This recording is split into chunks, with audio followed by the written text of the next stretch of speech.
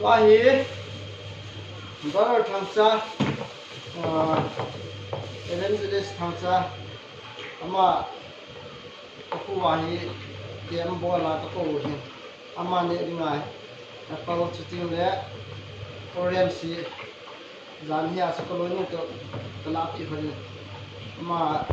Ama to Ato kompi Ang kompi Pathen thulil dengan mungkin ni kau putih masih cerita dengan naopa cerita dengan itu Thangcha mahal dia dengan apple tu dia grapes soalnya kan tak ini si apple hill si orange hill so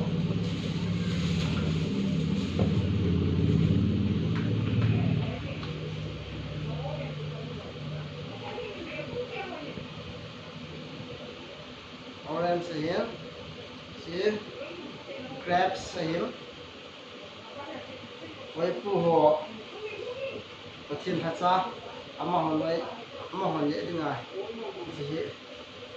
các thảo cái gì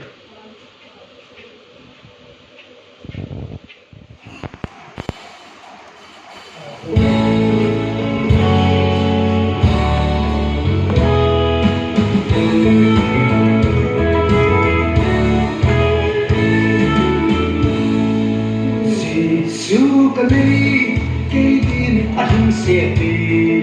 sumpe paisa na Kakho sangin JESU kali kaidin kalumot na JESU kali banoi to kakihan na JESU kali kaidin ahing seti sumpe paisa na Kakho sangin JESU kanay kaidin kalumot na JESU kanay kalhagaw kipae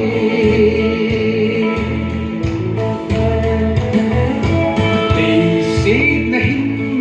lipay sinusuping ilat pa si sumel sukamute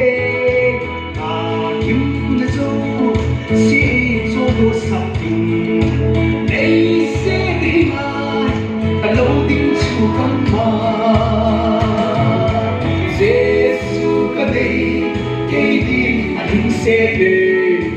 sunde paisa na Kakho sangin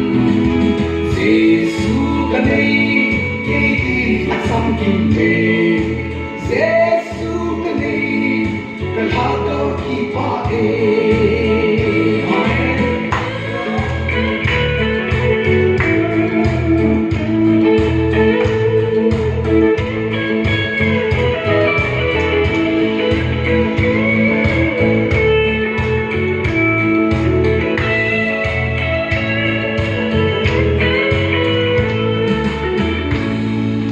JESU kanay